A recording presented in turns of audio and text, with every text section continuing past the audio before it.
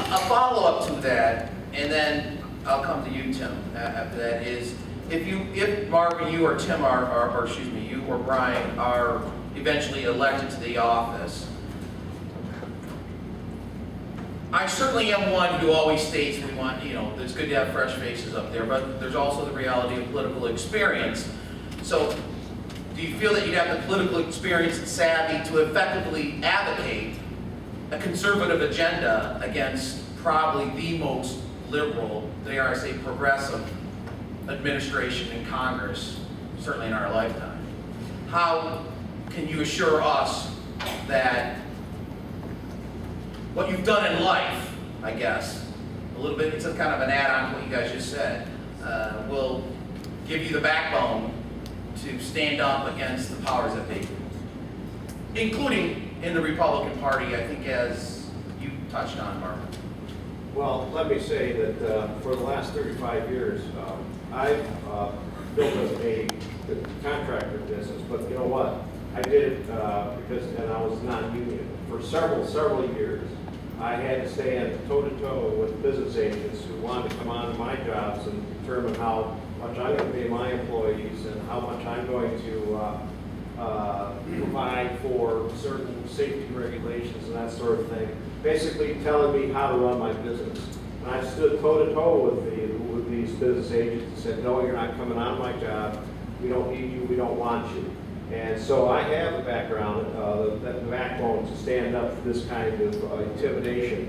And frankly, that's what Mark Schauer is going to be about here in this general election. He's going to bring on a very strong union background of folks who are going to try to intimidate, are going to try to push, and you can bet that Marvin Carlson has been pushing against those unions for a long time and will continue to do so.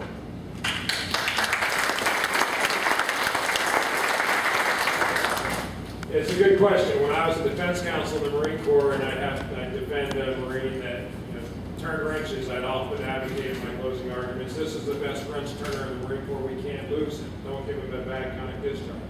Well, that's advocacy. But when I got to be a prosecutor, I said, look, the Marine Corps can train another wrench turner.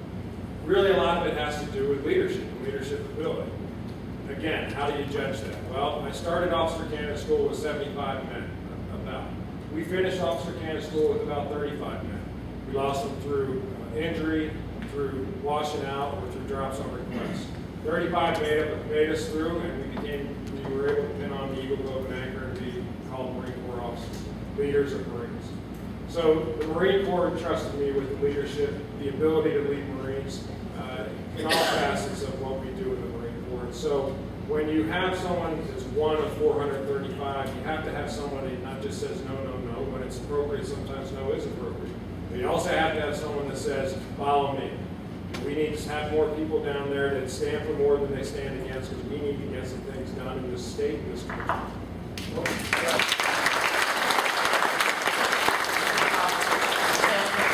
It's your turn. You can talk a little bit about your record while you were there, because obviously the tough question I think I offered to them about not having one and how they could defend that. You can speak a little bit about your record and also what would you do differently? Because again, you came in when the Democrats took over in Congress, but you heard scuttlebutt, you were talking to the others there. What happened in 2001 through 2006 when President Bush, yes, enacted the tax cuts, but didn't stop spending? As you know, obviously this spending is on super steroids now compared to that spending, but what would you do differently then? Or what could you do differently to possibly try to convince your other fellow Republicans in the party to vote one way or another?